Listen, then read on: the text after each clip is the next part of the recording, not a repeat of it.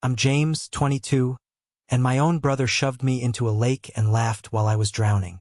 Before I tell you how I redirected his entire $50,000 college fund and disappeared without a trace, let me know where you're watching from in the comments. I'd love to see how far my story reaches. It was our annual family reunion, held at the lakeside cabin that had been in my mom's family for generations. The air smelled of pine needles and barbecue smoke. Distant relatives I saw once a year were milling around, laughing and catching up. On the surface, it was a perfect picture of a happy American family. But for me, it was just another stage for my family's favorite play, where I was cast in the same role year after year.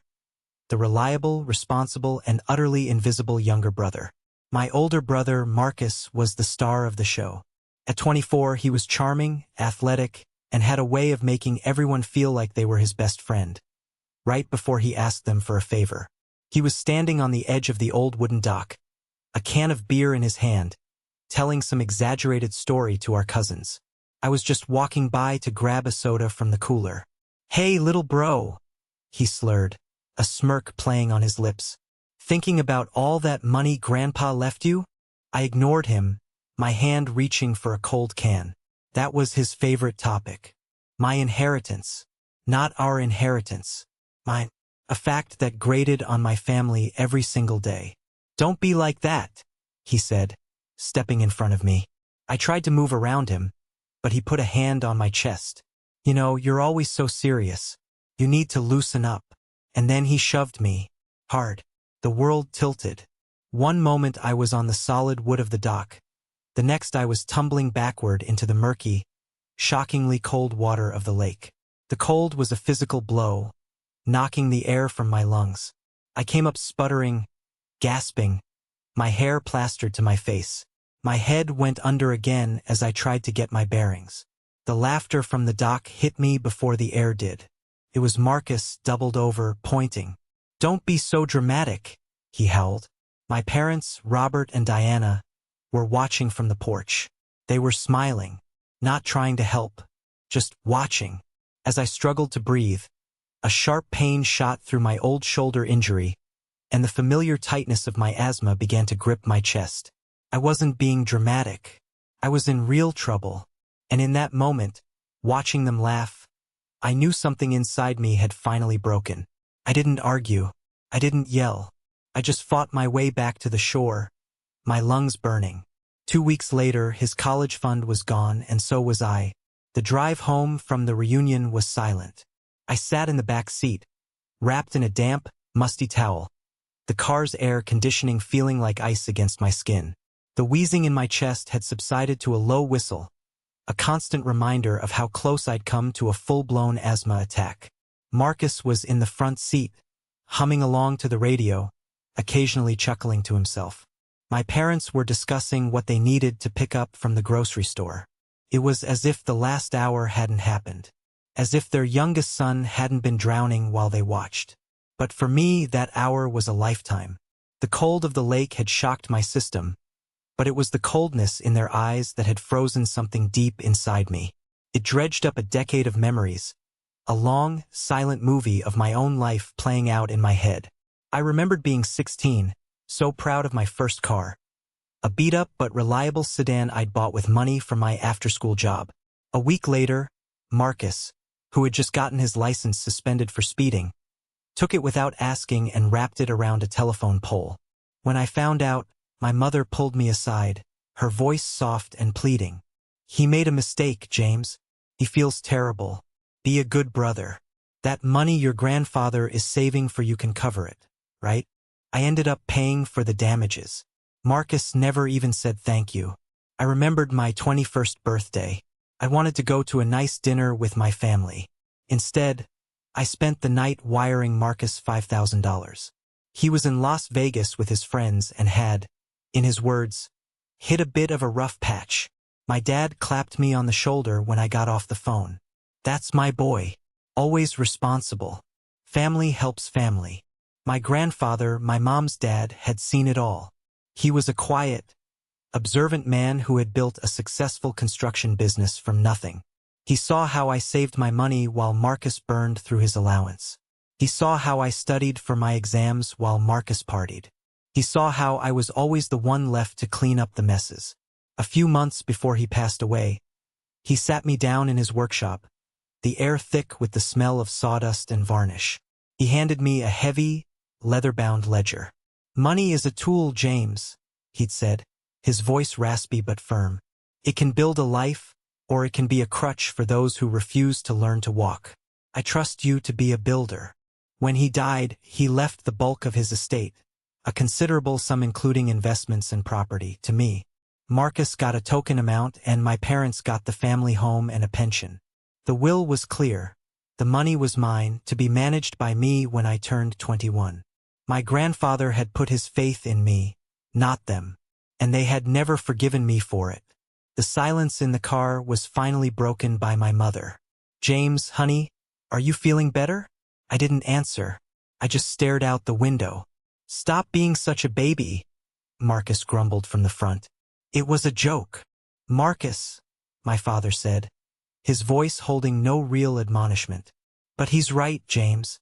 You've always been too sensitive."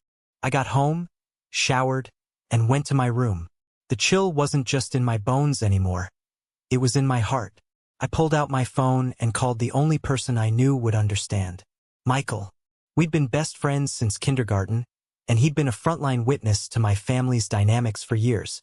"They did what?" he said, his voice a low growl after I recounted the story. I could picture him pacing his small apartment, running a hand through his hair in frustration. "They just laughed, Mike, like it was the funniest thing they'd ever seen." "I'm coming over," he said. He was there in 15 minutes, a bag of greasy burgers in his hand. We sat in my room, and for the first time that day, I felt a flicker of warmth. "This isn't just about the lake, James. You know that, right?" he said, handing me a burger. I wasn't hungry, but I took it anyway. "How many times have you bailed him out?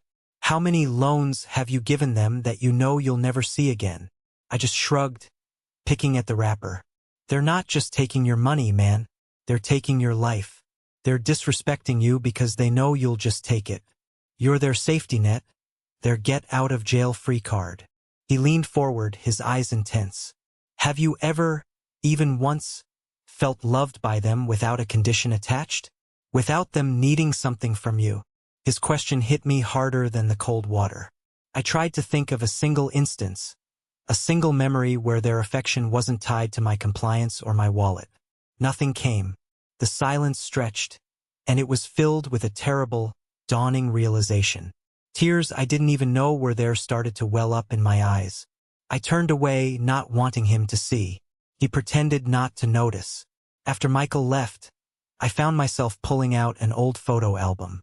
There we were, a family of 4, smiling at Disney World. I was about 10. I remembered that trip. I remembered that my dad had lost his wallet, and I'd offered up the $200 I had saved for a new video game console to help pay for the hotel. My mom had hugged me and called me her little hero. At the time, I'd felt a surge of pride. Now, looking at the photo, all I could see was the beginning of the pattern. I flipped through the pages, each smiling picture a lie. Graduation photos, Christmas mornings, birthday parties. Every milestone was tainted by a transaction, a sacrifice I had made that was expected, not appreciated. I closed the album, a profound sense of grief washing over me. I wasn't just mourning the family I had. I was mourning the family I thought I had, the one I had desperately wanted to believe in. The happy faces in the pictures were strangers, and I was a stranger in my own home. I sat there in the dark, the tears finally falling, crying for the boy in the photographs who just wanted his family to love him for who he was, not for what he had. The next few days were a blur of forced politeness. My family acted as if nothing had happened, which was somehow worse than them being angry. It was a complete invalidation of my experience. My mom would hum as she made breakfast, asking if I wanted eggs. Marcus would ask to borrow my car charger. My dad would ask me to help him with yard work. It was normal, and it was driving me insane. The breaking point, the moment that turned my grief into cold, hard resolve, came on a Thursday night. I was heading downstairs for a glass of water when I heard my parents' voices coming from the living room. I paused at the bottom of the stairs, hidden by the shadows. He's barely spoken a word in 3 days. My mother, Diana, said, her voice laced with frustration. This whole silent treatment thing is so childish. He'll get over it. My father, Robert, grunted from behind his newspaper. He always does. We can't afford for him to get over it right now, Robert, she snapped. Marcus needs the down payment for that MBA program by the end of the month. $50,000. Did you forget? Of course I didn't forget. What do you want me to do? He's an adult. We can't just take the money. There was a pause. Then my mother's voice dropped to a conspiratorial whisper. I was talking to my sister, Carol. Her husband's construction business is having some cash flow issues. A temporary crisis. What if we told James that we were in trouble? That the business was on the verge of collapse and we needed him to co-sign a loan to save it? My blood ran cold. He'd never do it, my dad said dismissively. He would if we framed it right, she insisted. We make it about family, about responsibility. We tell him it's the only way to keep a roof over our heads. We'll get the loan, give Marcus the $50,000, and then, well, we'll figure the rest out later. He has to be responsible for his brother. It's the right thing to do. I felt like I was going to be sick. This wasn't just casual greed anymore. This was a calculated plot. They weren't just taking advantage of my generosity. They were planning to actively deceive me, to trap me in debt to fund my brother's life. I backed away from the stairs, my heart pounding in my chest, and retreated to my room before they could hear me. I closed the door, my back pressed against it, and slid to the floor. It was one thing to be taken for granted. It was another to be the target of a conspiracy hatched by your own parents. The next day, I tried to talk to my girlfriend, Jessica. We'd been dating for about a year. She was smart, ambitious, and I thought she was on my side. We met for coffee, and I laid it all out for her.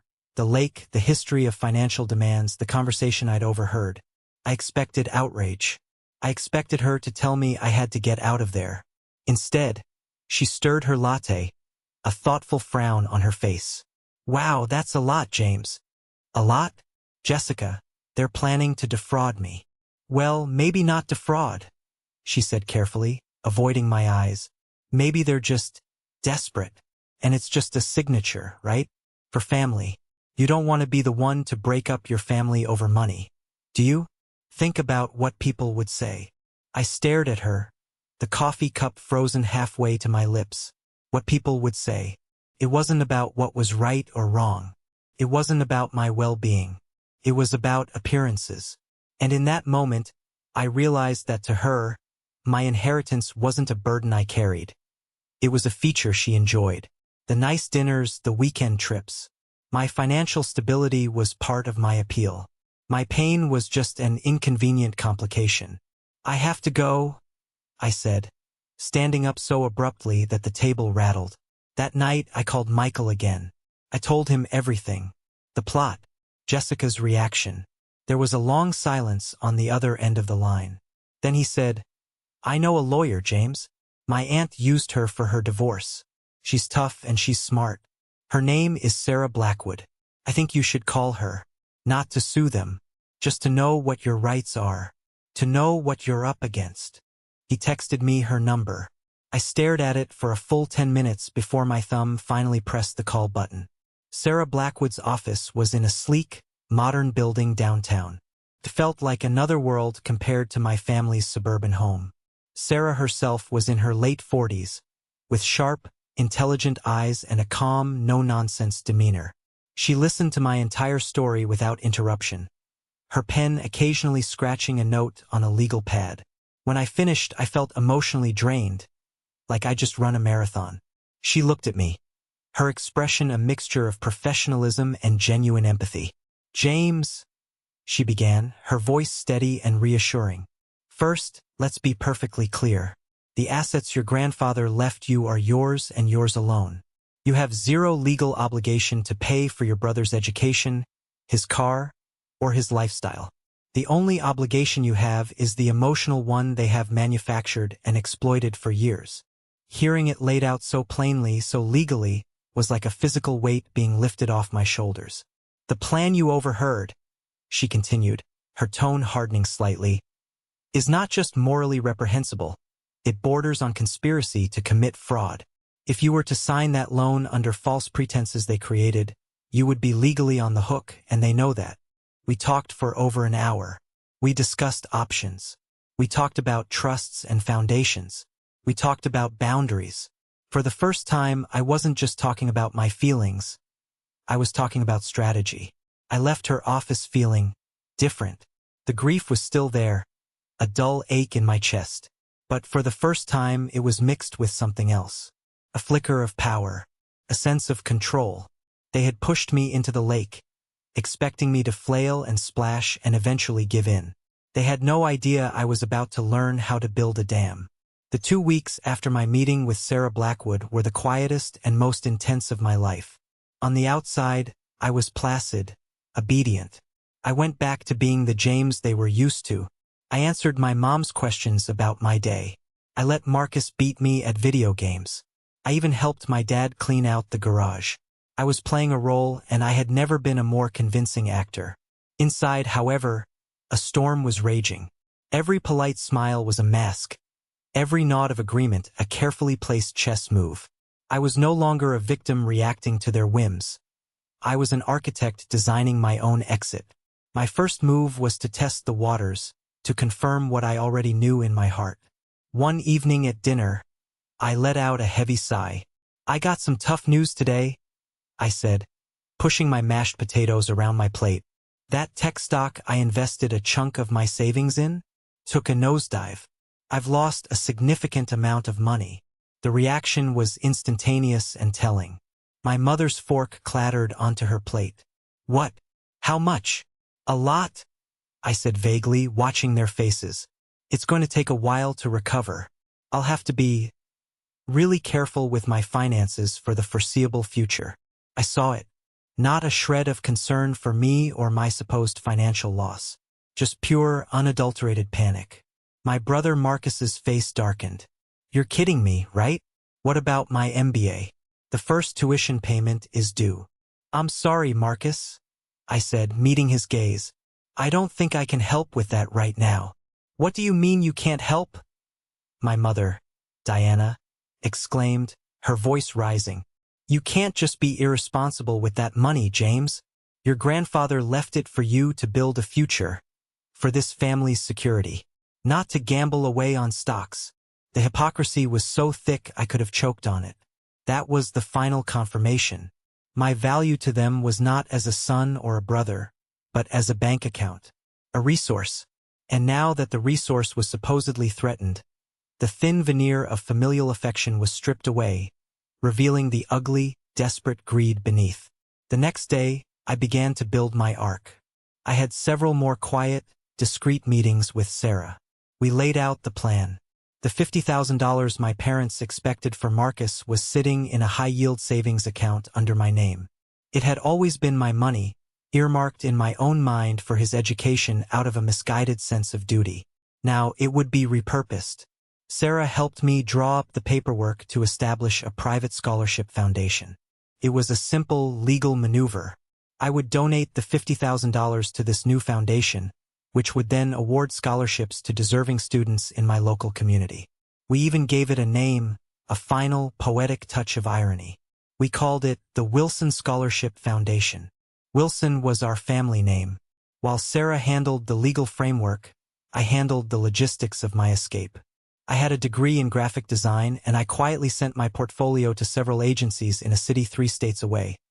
A place where I knew no one, a place where I could be anonymous. Within a week, I had a promising interview lined up over Zoom. A few days after that, they offered me a junior designer position. I accepted on the spot. I found a small apartment online and paid the first month's rent and security deposit from a new bank account I'd opened, one my family knew nothing about. I started packing my things late at night, a box at a time, hiding them in the back of my closet. My most treasured possessions, my grandfather's old tools, my collection of vintage design books, the photos of me and Michael. My real life. One afternoon, I overheard my mother on the phone, her voice tight with stress. She was in the kitchen, her back to me. "I don't know what to tell you, Carol," she was saying. "You'll get your money. I need more time." Robert's deal fell through. We were counting on. "Just give me until the end of the year." So there it was. A seed of the truth. My aunt, the one who was always so sweet to me, was a creditor. Her kindness was just the pressure of a thumb screw, tightening slowly. This wasn't just about getting Marcus ahead. It was about bailing themselves out of a hole they'd dug with my own aunt. The complexity of their deceit was deeper than I'd even imagined. The pieces were all in place. The foundation was legally established. The job was secured. The apartment was waiting. All that was left was to walk away. My family, oblivious to the tidal wave about to hit them, decided to stage their final act. My mother announced we were having a special family meeting dinner. Her tone was artificially bright, the way it always was when she was about to ask for something big. She made my favorite meal, roast chicken with rosemary potatoes. The whole house smelled of a home I was about to leave forever. We sat at the dining table, the good china gleaming under the lights.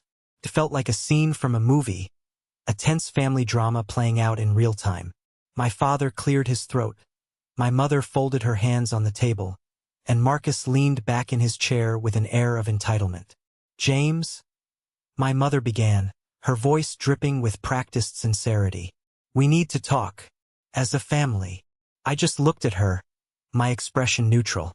I'd rehearsed this moment in my head 100 times. "Your father and we've hit a rough patch," she said, a single perfect tear rolling down her cheek. "The business, it's not doing well. We're facing a crisis, and we're in danger of losing everything." My father nodded grimly, playing his part. "We need your help, son. We wouldn't ask if it wasn't a matter of life and death." He slid a sheaf of papers across the table. A loan application, just as I'd overheard. They wanted me to be a guarantor for a massive loan, using my investment portfolio as collateral. "It's just a signature," my mother whispered, her eyes pleading. "To save your family." Marcus chimed in, the final nail in the coffin. "It's time to be an adult, little brother. Time to take on some real responsibility." I looked down at the papers. I looked at their expectant faces. The desperate hope in my mother's eyes. The stern demand in my father's. The arrogant smirk on my brother's. I saw the whole pathetic, tragic play for what it was. And I felt nothing. The anger had burned out, leaving behind a cold, clear calm. I picked up the pen they'd so helpfully placed beside the documents. I held it for a moment. I could see the victory in their eyes. They thought they had won. Then, I gently placed the pen back on the table, untouched. I stood up. "No," I said. My voice was quiet, but it echoed in the suddenly silent room. "What?" my mother gasped. "No," I repeated, a little louder this time. I looked each of them in the eye. "I won't be signing anything." I turned and walked out of the dining room, leaving them frozen in a tableau of disbelief. I went upstairs, grabbed the 2 duffel bags I had packed with my essentials, walked out the front door, got into my car, and drove away without looking back. The real climax didn't happen with a shout, but with a letter. 3 days later, my brother Marcus, confident that my little tantrum was over, walked into the main branch of our local bank. He went to the private client advisor he'd been told to see about setting up the wire transfer for his tuition. He probably walked in with a swagger, expecting a red carpet treatment. He gave the advisor his name and explained he was there to access the funds his brother was providing for his MBA. The advisor, a polite woman in her 50s, typed his name into the system. She frowned. She typed it again.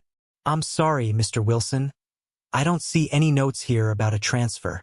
"It's coming from my brother's account, James Wilson," Marcus likely said, his voice laced with annoyance. More typing. A longer pause. "Mr. Wilson," the advisor said, her voice carefully neutral. "The account you're referring to was closed 2 days ago. The funds were transferred out." "Transferred where?" "That's my money." he would have yelled, causing heads to turn in the quiet bank lobby. The advisor would have calmly explained that the funds were legally in my name and that I had every right to move them. But that wasn't the best part. The next day, a thick, cream-colored envelope arrived at our house, addressed to Mr. Marcus Wilson. It looked official, important. He probably ripped it open, thinking it was some kind of mistake from the bank he needed to rectify. Inside, on heavy, embossed letterhead, was a letter. It began, "Dear Mr. Wilson, on behalf of our board of directors, we are thrilled to inform you that you have been named the honorary inspiration for the newly established Wilson Scholarship Foundation. A generous, anonymous donation of $50,000 has been made in your family's name to provide financial assistance to bright, deserving students in our community who have overcome significant personal and financial obstacles. Your story of ambition has inspired our benefactor to give back to those who demonstrate true potential and self-reliance. I wasn't there to see it, but I can picture it perfectly. The color draining from Marcus's face. My mother grabbing the letter, her hand trembling as she read it aloud. My father sinking into a chair, his face ashen. The money wasn't just gone. It had been used to publicly shame them. It had been repurposed into a monument to their own greed, a permanent, charitable reminder of what they had lost. They hadn't just lost the money. They had lost control. The power had shifted, completely and irrevocably. And I was already 3 states away, starting over. The fallout was immediate and exactly as I had predicted. My phone began to blow up. The first call was from my mother. I let it go to voicemail. The message she left was a masterclass in emotional manipulation. Her voice choked with fake tears. "James, honey, what have you done? There's been a terrible mistake. You need to call us. We're so worried. This isn't you." The next call was from Marcus. I didn't have to listen to the voicemail to know what it said. His text messages, a stream of furious, misspelled words, told the whole story. "Where is my money? You think this is funny? You ruined my life. You are dead to me." Then came a text from my father, curt and cold. "Call your mother. You've upset her terribly."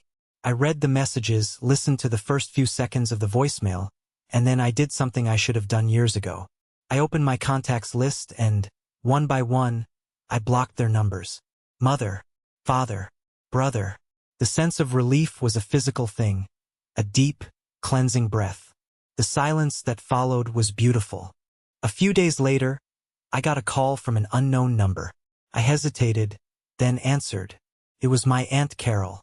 Her voice was syrupy sweet. "James, sweetie? It's your auntie. Your mom is beside herself with worry. We all are. Why don't you just come home so we can talk this all out? Whatever is wrong, we can fix it." She was their last-ditch effort, the good cop sent in to mediate.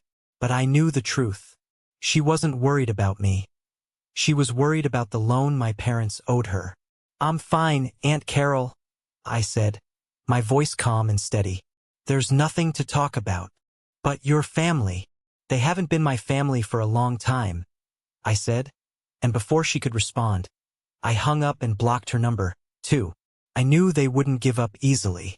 Their next move, as Sarah had warned me it might be, was a desperate, pathetic attempt to use the authorities to control me.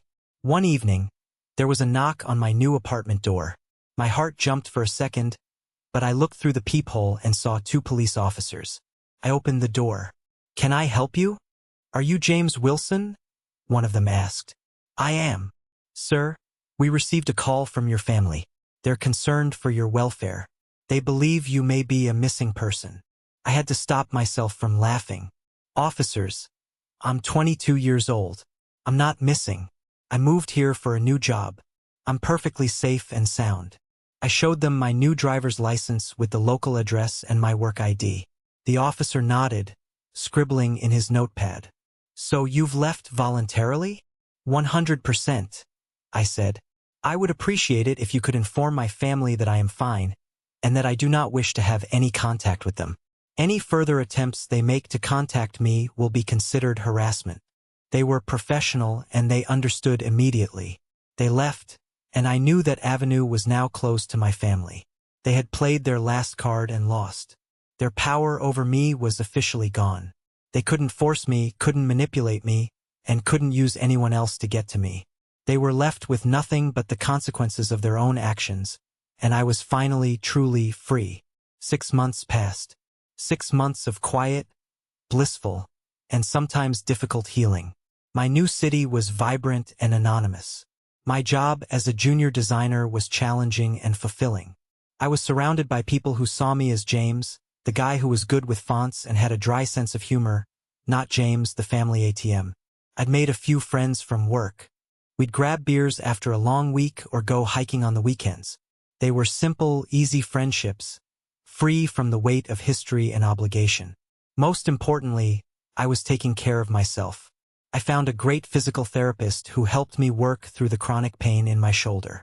With each exercise, I felt myself getting physically stronger, and it was a mirror for the emotional strength I was building. On her recommendation, I also started seeing a therapist. We talked about boundaries, about guilt, about redefining what family meant. It was hard work, unpacking 2 decades of emotional baggage, but it was necessary. One afternoon, an email popped into my inbox with a subject line that made my breath catch. From Lily. Lily was my cousin, Marcus and I's younger cousin. She was 16, a quiet, observant girl who was always on the periphery at family gatherings. I remembered seeing her by the dock that day, her eyes wide with a look I couldn't decipher at the time. I opened the email. Hi James. I don't know if you'll even get this. Mom said no one should contact you, but I felt like I had to. I've been thinking a lot about that day at the lake. I saw what Marcus did, and I saw that you were really struggling. I wanted to say something, but I was scared. I'm so sorry I didn't. Things here have been crazy since you left. Uncle Robert and Aunt Diana are a mess.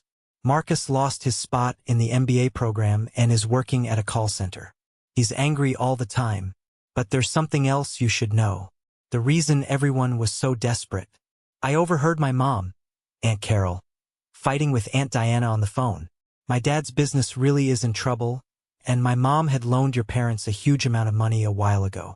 She was threatening to take them to court if they didn't pay her back. They weren't trying to get your money just for Marcus's school. They were trying to save themselves from my mom. It doesn't make what they did right, at all. But I thought you should know the whole story. I hope you're okay. I'm really glad you got out. Lily. I read the email 3 times. It wasn't a shock, not really. It was a confirmation of the stray puzzle pieces I had already gathered. It didn't change my feelings, and it certainly didn't make me feel sorry for them. Their desperation didn't excuse their cruelty. But it did provide a final, clarifying lens on the whole ugly situation. It solidified my decision. I hadn't just escaped from greed.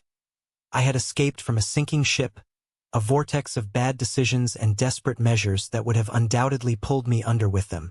I wrote back to Lily, a short, simple email. Thank you for telling me. It means a lot. I'm doing well. I hope you are too. I hit send, and with it I closed the final chapter on my old life. It's been over a year now. My apartment doesn't feel new anymore. It feels like home. The window over my desk looks out onto the city, a landscape of twinkling lights and endless possibility. My shoulder rarely bothers me now. A dull ache on rainy days is all that remains. Last week, another letter arrived. This one wasn't from a lawyer or a distraught relative. It was on simple, plain paper, the return address from the local community college. I opened it. It was from a young woman, a nursing student. She was the first ever recipient of the Wilson Scholarship Foundation. She wrote about being a single mother, working 2 jobs to make ends meet, and how the scholarship meant she could quit one of them and spend more time with her son. It meant she could afford her textbooks without having to skip meals. It meant she could see a future for herself that wasn't just a daily struggle for survival. I don't know who the anonymous donor is, she wrote at the end, but if you ever have the chance to tell them, please let them know they didn't just give me money. They gave me hope. I folded the letter, a genuine, unforced smile on my face. The ache in my chest that had been my constant companion for so long was gone. In its place was a quiet, steady warmth. I had spent my whole life believing I had to set myself on fire to keep my family warm. only to realize they were standing next to the flames, complaining about the chill. My act of rebellion, born from so much pain and anger, had become an act of creation. The money they saw as their right had been transformed into someone else's second chance. Looking out at the city lights, I finally understood. Sometimes the bravest thing you can do is to walk away. Sometimes the most loving family isn't the one you're born into, but the one you find, or the one you have the courage to build for yourself, brick by brick, in the quiet peace of your own life. Thank you for listening to my story. I hope it resonated with you in some way. Have you ever been in a situation where you had to make a tough choice to protect your own peace? I'd be honored to read about your experiences. Please, share your story in the comments below, and don't forget to like and subscribe so you don't miss what's next.